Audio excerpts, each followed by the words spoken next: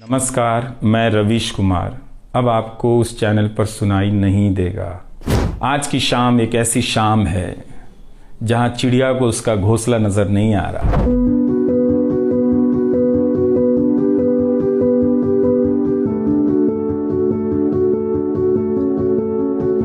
अगस्त 1996 में एनडीटीवी से औपचारिक रूप से जुड़ा था। अगस्त 1996 में ट्रांसलेटर के रूप में, अनुवादक के रूप में। लेकिन उसके पहले कई महीनों तक मैं यहाँ चिट्ठियाँ छांटता रहा। बोरे में चिट्ठियाँ आती थीं और मेरे पास रख दी जाती थीं। मेरा काम था उनकी बारीक नज़र से लिखी गई चिट्ठियों पर रिपोर्ट बनाना और एंकरों या कार्यक्रम के प्रोड्यूसर को सौंप देना। दिहाड़ी का काम था, उसी के हिसाब से मजदूरी मिलती थी, पैसे मिलते थे। मेरी ज़िंदगी में यह काम आज भी जारी है। उसके बाद अनुवादक बना और कई पत्रकारों की रिपोर्ट का अंग्रेज़ी से हिंदी में अनुवाद करता रहा। इसके बाद मैं रिपोर्टर बन गया और फिर मेरी दैनिक रिपोर्ट की अलग यात्रा शुरू होती है। रवीश की रिपोर्ट से काफ़ी कुछ सीखने को मिला। तो इस तरह से यह एनडीटीवी में ही संभव हुआ कि एक चिट्ठी छांटने वाला इसके एक चैनल का ग्रुप एडिटर, समूह संपादक बनता है और आज उसे छोड़ रहा है, इस्तीफा दे रहा है। जब भी मेरे बारे में मूल्यांकन करें, इस बात की सहानुभूति मुझसे ना रखें कि मैं चिट्ठी छांटता था। मैं उनकी तरह नहीं हूं कि अचानक चाय बेचने की बात करने लग गया।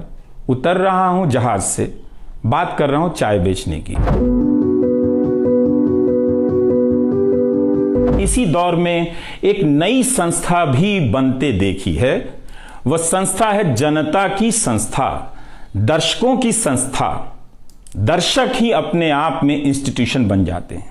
आप दर्शकों की संख्या भले कम है, मगर आप दर्शकों ने मिलकर जर्जर किए जा रहे इस लोकतंत्र में जनता नाम की संस्था का पौधा सूखने से बचा लिया। आज के दिन मैं अपनी महिला सहयोगियों को खास तौर से याद करना चाहता हूं। काम के प्रति ईमानदारी, टिक कर काम करना और पेशे की नैतिकता की समझ मुझे अपनी महिला सहयोगियों से मिली है और मैंने उनसे चुरा भी ली है। उनसे मेरी सामाजिक और नैतिक समझ बहुत बेहतर हुई। मेरी इस यात्रा में बहुत सी समझदार औरतें और लड़कियों के अनुभव शामिल हैं। यह मैं इसलिए भी रेखांकित कर रहा हूं कि पत्रकारिता के पेशे में मर्द ही नहीं, मर्दवादियों का कब्जा है। उनकी आक्रामकता के बीच कई बार दम घुटता था। इतनी आक्रामकता के बीच आप रचनात्मक हो ही नहीं सकते, संवेदनशीलता आ ही नहीं सकती। इस पेशे में तमाम महिला सहयोगियों ने मुझे मर्दों की आक्रामकता से बचा लिया। अब शायद 9 ना बजे, प्राइम टाइम ना हो। मुझे पता नहीं है कि अब 9 बजे क्या करूंगा। मुझे टीवी से बहुत प्यार है। इस माध्यम से दिल लग गया था, शायद इसी वजह से दिल टूट रहा है। वो लाल माइक याद आता रहेगा। अब वो लाल माइक नहीं होगा। आज की शाम एक ऐसी शाम है जहां चिड़िया को उसका घोंसला नज़र नहीं आ रहा, क्योंकि कोई और उसका घोंसला ले गया है। मगर उसके सामने थक जाने तक एक खुला आसमान ज़रूर नज़र आ रहा है। इस समय मेरे रास्ते निश्चित नहीं हैं। निश्चित हैं तो सिर्फ हौसला है।